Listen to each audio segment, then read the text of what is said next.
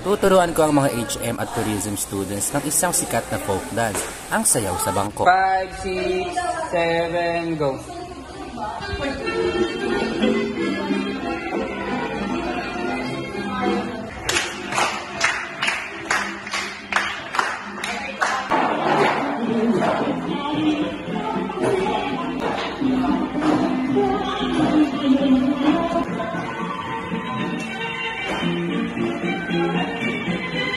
High school pa nga lang ay member na ako ng isang folkloric dance troupe at nagko-compete na kami regionally. Hanggang nung college nga ay nadala ko ito para sa aming mga competition at mga events.